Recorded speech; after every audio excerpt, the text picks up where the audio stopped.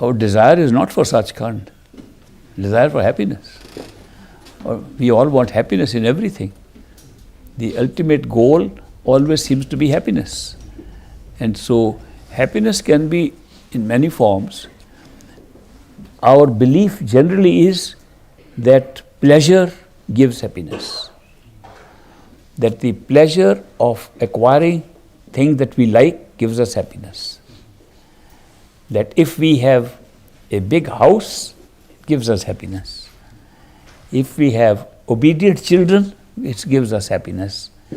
If we have a lot of money, it gives us happiness. So I was studying in a university in America, in Harvard University, and I picked up a new subject to study happiness from the economics point of view. In the economics class, I said, let me see what economic return can we get if you want happiness. So I prepared a questionnaire to ask 1,000 people living in the greater Boston area in USA, what makes you happy? And I put up a list. Let's just write down the items, 5 or 10 items that make you happy. The answers were very similar, the one that I just told you. If you have a lot of money, that was number one. In America, it is still number one. If you have a lot of, how many dollars you have, makes you more happy. If you have a good big house, 1 or 2 or more cars, especially the expensive ones.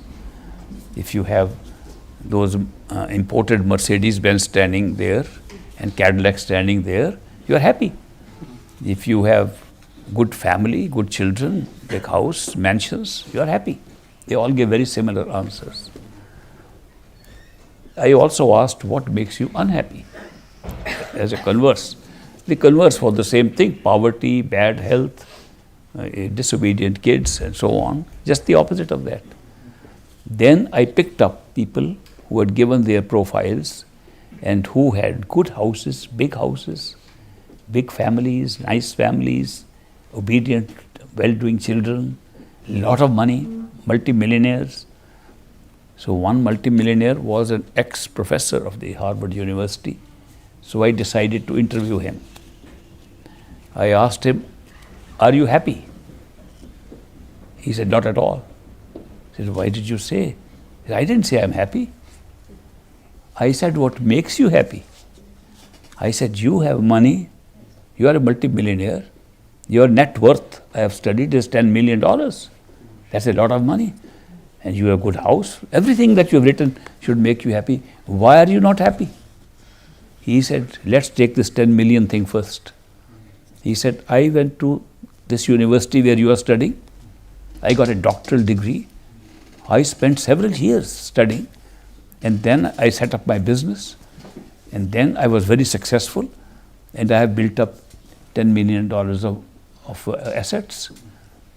But look at my neighbor. He never went to school.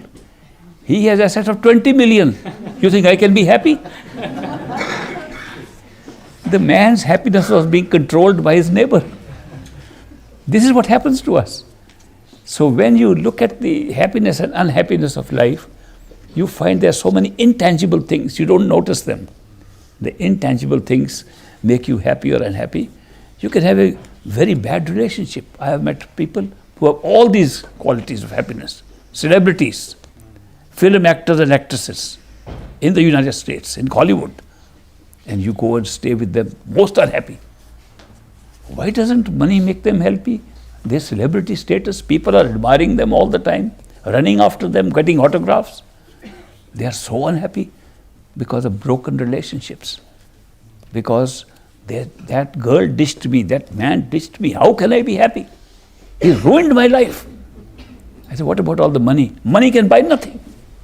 Those people tell me money cannot buy happiness.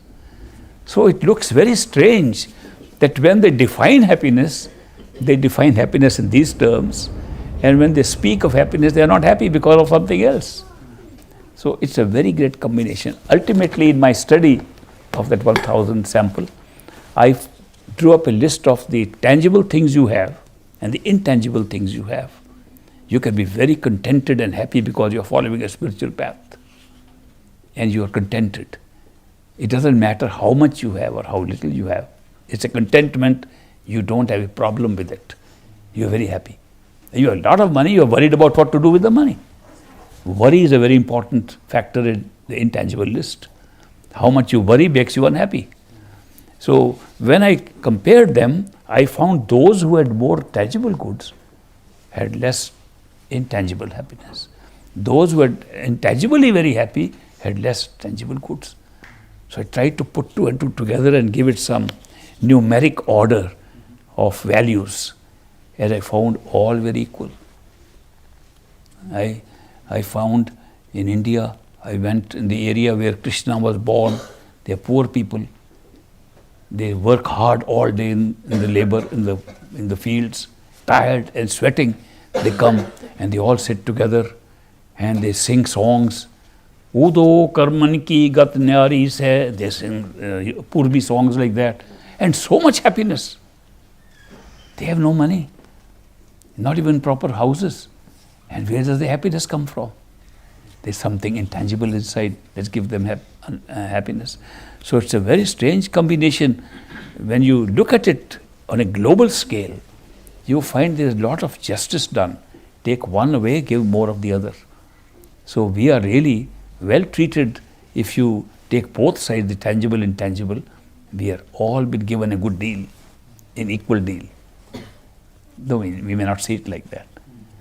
So it is true that we all search for happiness. There was an author named Bertrand Russell. He wrote a book on this. The title is The Conquest of Happiness. And he tells how you can be happy in any circumstance. So happiness is something very internal. It doesn't come from outside. People who try to search for happiness outside normally don't get anything. Internally, if you're happy, you'll not only be happy anywhere, you'll make other people happy. I did once very interesting experiment. I told a group of friends that pretend to be happy for 1 week. 1 week, go out, laugh, friends, joy, as if you're enjoying life. Even if you're not, pretend you are. And tell me what kind of people you meet. The return was, they were all meeting happy people. And I said, now act depressed for 1 week. Oh, crying, life is treating me so badly, I've got all misfortunes. Everybody was in despair and ran away from them. Nobody wanted to have their company. This was just an experiment. But in real life, the same thing happens. So, happiness breeds happiness. And when you're happy and contented, you spread it. It's contagious. You spread it around. Okay?